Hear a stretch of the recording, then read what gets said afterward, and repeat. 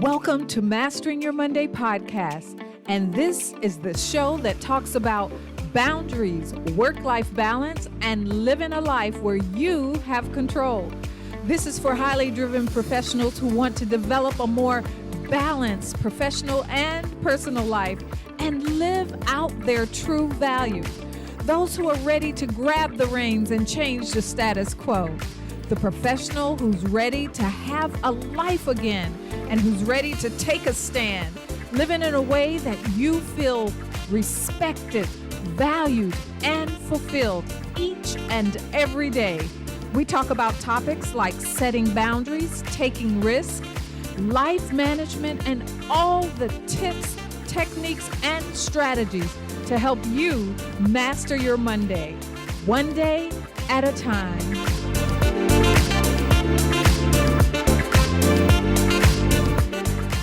You know, I was in a conversation not too long ago talking to one of my relatives, and we were talking about having boundaries in our life and how it's so important.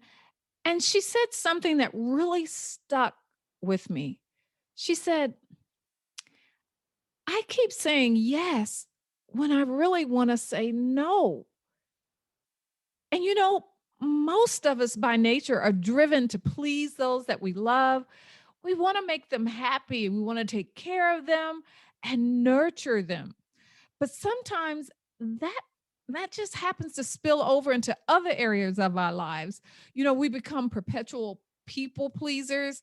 We're seeking the approval of others and while often putting our wants and our desires on the back burner, we actually forget about ourselves. Hey, Michelle O'Neill here. And as you know, I love a great conversation. So pull up a chair. Come on, ringside that is. And let's talk the real deal today on episode 17. I keep saying yes when I really want to say no. You know, the words just don't seem to come, do they? Sometimes someone asks you for something, you know, especially our kids when they ask for something, and you want so much to give them their heart's desire. You want so much to please them, your spouse, your mom, other people in your life. And you find that you have a hard time actually saying no. Well, let me ask you, why? What is keeping you from saying no? Have you ever really thought about it? The thing is, sometimes it's a simple thing of we feel mean when someone asks us to do something that we really can do and it wouldn't cause us any discomfort or anything. And we say, no, I can't right now, or no, I don't think so. So we feel mean or we actually feel selfish that we're thinking about what we want versus how to help others. You know, doesn't don't we learn often that we're to serve others, to help others? And if we say no, are we serving others? Are we helping others? Well, it depends. And we're going to talk about that later. And then finally, it's we won't be liked. What if we say no? No one will like us. No one will like how we are. Or we don't seem like we're very accommodating or part of the team, as they say, because we always saying no. We're setting up those, the B word, boundaries. But if you don't say no sometimes, if you always find yourself saying yes, what happens? You become resentful. And you become resentful because you become overcommitted and overwhelmed because you're so busy doing so much for everyone else. Well, what about what I want? What about the things that I need to accomplish or the things that I need to do? And you're just busy. You're doing what they call busy work for everyone else, that you're not able to do the things that are very important. And so you become resentful, you become angry, you become hateful, and actually not a very nice person to be around.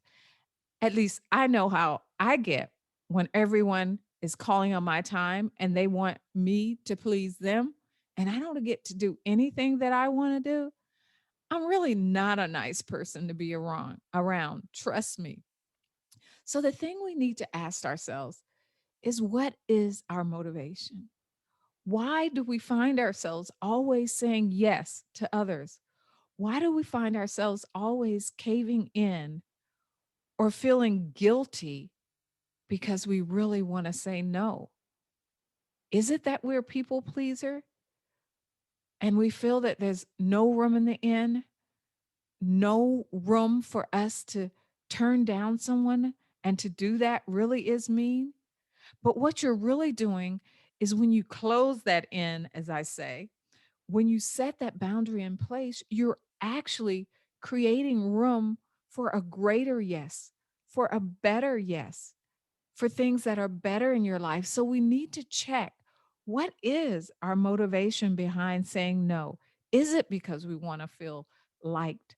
Is it because we feel that we have no other options, that that's what we're supposed to do as a mom, as a wife, as a team player, that to say no, we don't fit into what society says is one of these things? So check your motivation and find out what it is that is really your reasoning behind always saying yes and not having the ability to say no. And then it's all in the skill of delivery. You don't have to say no per se, but your yes can be reframed. It's not yes to their product, but it's, how can we reframe that yes? How about this? Try this. I would love, absolutely love to do that for you. But right now, I don't see where I can fit that in and do my best for you. Now, you actually heard this, I would say, in another podcast where we talk about boundaries, and we talk more about that. And I think it is, I will actually find out for you which episode it is about boundaries. But I'm telling you, we talk more about saying no when we talk about boundaries. But in the meantime, we're talking about yes. How do we not say yes? In other words, how do we say no? Well, it's all in the reframing, how we look at it. And the thing is that we show the benefits and the drawbacks, and we turn the thing around. Well, if I said yes, I would be putting us both in a bind. I wouldn't really have the time that I needed to actually devote to giving you the best product. I would probably be resentful, and I'm not sure that you would be happy with what I gave you. Versus if I scheduled you in at a later time and I was able to give you everything you deserve. Hmm. Well, I heard the benefits, I had the drawbacks, and we turned it and put it back into their court, that I can't give you what you deserve. Another thing is, we always have the right to change our mind. And just because we said yes doesn't mean we can't change that yes to a no, and that we can't change that no to a yes. And that no can be not now, but later. But the thing, regardless of what it is, we need to be very firm on what it is we're trying to say. So even though you said yes, if you find, like a lot of times with other people, when you're doing something for something, you find that what they've asked you to do takes more time than you originally thought. So at that point, it's time to change that yes into a later, a no, or not now. Is, I would love to finish this product for you, but unfortunately, I'm finding that it's taking more time. I need to do more research for you.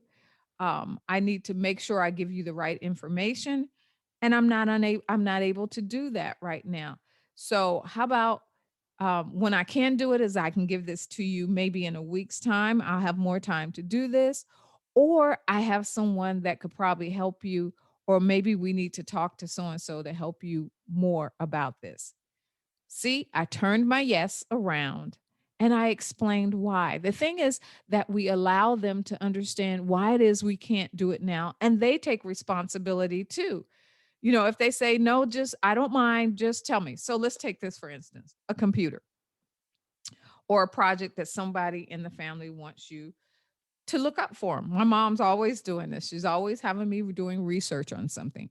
And once I start the research, if I find it's going to take more time, I will go back to her. And I said, Mom, when did you say you needed this? Oh, well, it's just something I was looking at because I'm thinking about buying it. Okay. At that point, I know it's not an immediate action, something that she needs immediately. So then I can put a timeline on this. Well, great, Mom. I can't do it right now because I have these projects going on. But how about I look into it this weekend and I give it back to you on Tuesday? Great. Okay, I'll get it Tuesday. Or she can come back with, okay, I really was looking at going to the store on Monday to buy it. Do you think you can get back to me Monday? At that point, my yes or my no. Yes, I can, if I honestly think that I can do it and commit to the and keep my commitments on the other side, or no, it really will have to be Tuesday. At that point, she can decide, I'll get someone else to help me. I'll get your sister to help me then. No. Or she will wait till Tuesday. So you see how I reframed that? I want to give you actual ways that you can start reframing things so that you don't have to say yes all the time, and understand that it is good to change because sometimes our circumstances change or things change in our life. So the thing is that we use wisdom in the situation, and every situation changes, but you're not tied to that yes if it's for a good reason. Now, we're not just going to willy nilly just say, oh, I said yes. Nah, I don't feel like doing it now. No, that's not fair. And that's not responsible. And that's not being a responsible adult. But I want you to know that you can change your mind. And then back to what else we said is that no makes room for yes. So when we say no, that allows space. That allows space for better things or good things that we were planning on do. When we're able to say no to some of the good things, we're allowing space for the best things to come in. And it doesn't mean a permanent no. It just means that right now it's not the thing that we're going to invest our time or our money into. And so we have to do what looks best for us. You know what your capabilities are. You know what overwhelms you. You know what stresses you. And when you're stressed and when we're overwhelmed and when we're overcommitted, we are not operating at our best and we are not the best people to be around. So the thing is, we need to look at how we can reframe things. Um, why the word isn't coming. What is our motivation behind it? And then we need to create the skills on how to reframe things, how to say things in a more pleasant and better way, where there's a benefit, where we articulate the benefits and we articulate the drawbacks. And finally, we want to look at pre-planning, because pre-planning is the ultimate gatekeeper. And I love to think of a gatekeeper. I know in most businesses there's usually that person who sits at the front office that does all the filtering of the calls and the visitors and stuff. That's your gatekeeper, and you need to have a yes and a no gatekeeper for your life. And pre-planning is one of the best gatekeepers. So what do I mean by pre-planning? You build out the qualifying criteria right up front. So, right up front, you have in your mind, you've already decided that when I go to these certain events, when certain things happen, like if you go to a family reunion or a family event, people are going to tell you things, they're going to learn what you do, they're going to ask you things. You already know that if someone asked me to go on a trip between this time and this time, the answer is no, I can't. I already have other things in the works and I am booked. So part of that is knowing your schedule and knowing upfront what things that you are already committed to, and that no has to be the answer. You can't do a yes. So those are things, have pre-qualifying criteria. Um, Ask yourself, one of the another pre-qualifying criteria is, can you give this your full attention? If you know that you're not able at that time to give something your full attention, then yes is not an option. So that's one of those gatekeepers, one of those things that just shut it down right now.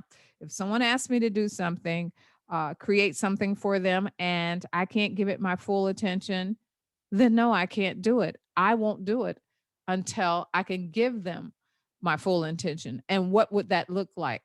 You know, what would it look like for me to give them my full attention? Really think through the progress. When someone, it doesn't mean when someone asks you something right away, yes, we are obligated to respond, but we're not obligated to react at that time.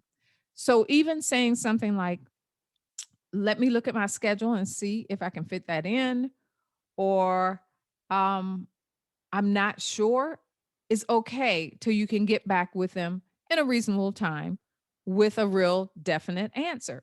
But this allows you to do that pre planning, allows you to qualify your criteria. What would it look like if I put this in my schedule right now? Hmm, no, I don't think I can do it. And then how could I approach this differently? Is there another way that I can do this and still make it where we're both benefiting from this, or it's a win-win situation?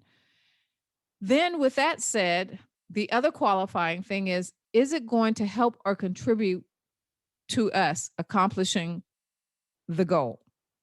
So you know what it is. If you've been with me for any time, you know how important it is to know where you're going, to know your destination. So you already have goals set in your life. And so, is putting this in my life right now, is it going to hinder or help going towards my goal? If relationships is a big thing in your life right now and you want to really foster the important relationships in your life, and this is something that you're putting in your life that will really help you make that come about, if taking the time to go to the park or taking the time to go to the fair for that weekend with your family is fostering or helping that relationship over your staying home for that weekend and working on something, then maybe yes is the right answer, for because that is a goal that you have set for your life, that your relationship with your family is something that you really want to build during this time in your life. So the thing to ask yourself as a qualifying factor is this going to help or contribute to me or us as a whole accomplishing our goal? So now we have the two qualifying, is that we, if we can give it our full attention, and is it going to help or contribute to our goal? And then the other way of preparing, pre-planning, and pre-planning. Ooh, can't even talk, but forgive me. Another way of pre-planning is what's coming down the pipeline. This is where your schedule is really important. Some things you already know. So a good thing is I carry my schedule everywhere with me because I want to be on my phone, on a book, but I carry it with me. I can say, hold on, let me look. Or I can say, let me check my schedule. And the other thing is preparing for surprises. Pat answer. So, what do I mean by that? You know, there are certain people that are always going to ask you to do something. Have a set answer already in your mind that you always have. If someone asks you something at work and you don't want to automatically respond, your pat answer is, let me check my schedule. Somebody asks you something at home and you're not sure if you have the time, then maybe it's, tell me more about it. So you know how much time that will qualify. And that's a good one, especially with family members. Tell me more about what it is you need me to do. And that way you get the whole scope of what it is that's involved. what it is that you really need to know so you can make an informed decision, because it's all about making a informed decision. And then finally, on pre planning, we want to have flexibility and grace. Life changes, everything changes. So we want to be flexible and we want to do it graciously. We want to honor our commitments. Ask yourself, is it that I don't want to or I can't? And then if it's I don't want to, really, is it a selfish desire? Is it something I can do? Because there are times that at certain times in our life, we're going to have to do things that we don't want to, and it's for the greater good. But if it's I can't do it, then honor your commitment and say, I can't. The other thing is know your limits and capabilities. Is taking the time to do what you're doing, taking the time away or overcommitting yourself or overwhelming yourself or stressing yourself out, is that cost too high? What are you paying when you do that? Is it headaches? Is it migraines? Is it anger? Is it um, messing with a relationship because of your anger? What is the cost? And is doing what you're going to do or what you're saying yes to, is the cost too high? And that's the final question that we really need to ask ourselves. Is the cost too high? Okay. I hope you have gained so much from this. I wanted to give you practical things, ways of thinking of things that you can start not saying yes, turning that around and being able to say no.